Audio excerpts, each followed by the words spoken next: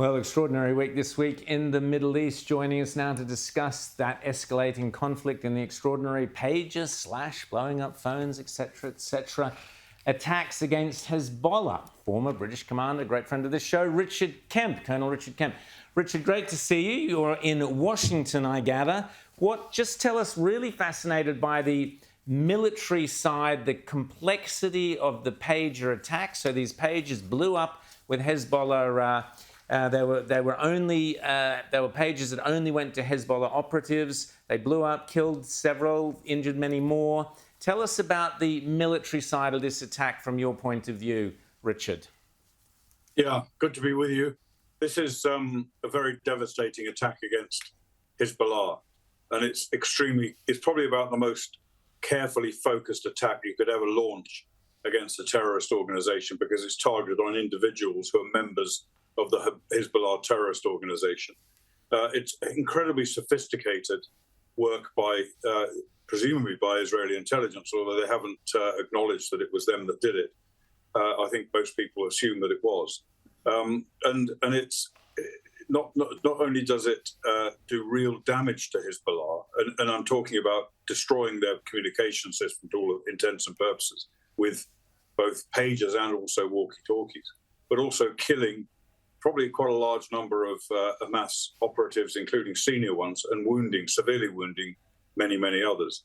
Very damaging to Hezbollah, and also deeply humiliating to Hezbollah. Across the Middle East, there has been Hezbollah has been ridiculed on social media and in some mainstream media for failing to have the level of security needed to be weak enough to allow Israel to carry out this operation. So a very, very serious attack against Hezbollah, which could have strategic consequences.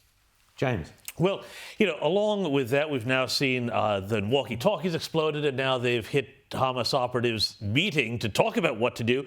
This would seem to be there'd be other benefits as well, and I'd love to hear your thoughts on this. Number one, I imagine that this would be psychologically hugely crippling to Hezbollah and their operatives, who would now be just, completely paranoid because they don't know where the next thing that's going to literally explode on them is. But also, it seems they'd have a huge intelligence trove now on, who is in Hezbollah, who these people are, everybody who went to the hospital. They've got information now on everybody who's now linked at the level where they'd be getting one of these pagers. Could you speak to that a bit? Yeah, when there's such a massive security breach as this was, any organization that suffers from it immediately wants to carry out investigations to find out who was responsible. Because, of course, if they're still active within the organization, which they probably are, then they could do even more damage. And so it becomes critical, and that in itself is a crippling operation where everyone's under suspicion, or many people are under suspicion. And they don't, as you just said, they don't know which way to turn in terms, can they use their mobile phones? Can they use their electric toothbrushes? Can they use computers? Is there a risk in all of this stuff? So it's very, very psychologically damaging to them. Rita. I'm interested in your response to the commentary we've heard since this attack took place. A lot of politicians even. We've got Green senators here, including Marine Faruqi, saying this was just an unacceptable act. A lot of people are calling it an act of terror, essentially.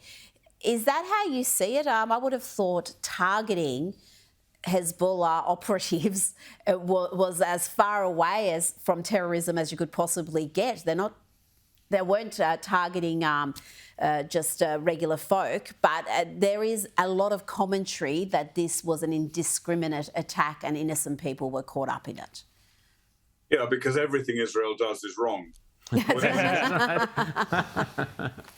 Glad you cleared that one up for us, Richard. Now I understand what I've been misreading. Thank you, Richard. Excellent. Good. That's what Senator Marine Faruqi meant. That's what everything you meant, Israel does. You nailed it there, Richard. Carry on. Yep. Yeah, I mean, Israel carries out an attack in Gaza to kill terrorists hiding behind human shields, and tragically, uninvolved civilians sometimes die, despite the precautions that the IDF take. And then, so that's wrong, because it risks civilian death. Then when Israel carries out a really pinpoint attack like this. Okay, there may have been one or two people killed who shouldn't have been killed in this attack, but that happens in war, and it's not terrorism. This is not a terrorist attack. It's the probably most precise anti-terrorist attack you could carry out. And Israel is perfectly entitled to target those people who have been firing rockets into Israel, more than 8,000 rockets since the 8th of October, firing rockets almost every day into Israel. Why shouldn't they carry out these attacks? And Richard, just you mentioned that, so surely now we can expect to see, tell us what the war goals are. Netanyahu said the goal is to get those people who had to move out of northern Israel because of those rocket attacks you mentioned. Can they now go back in? Is Israel going to focus on Hezbollah now finishing off the job? Will we see Israeli troops moving into Lebanon, or are they now going to refocus on Hamas? What do you think the strategy is going forward in the next few weeks? Well, Hamas have been largely defeated in Gaza. They're still there. There's still terrorist acts taking place inside Gaza by the remnants of Hamas, but they've been largely defeated. And that means that the IDF now are able to move reinforcements out of Gaza to the northern front. And we have seen, in fact,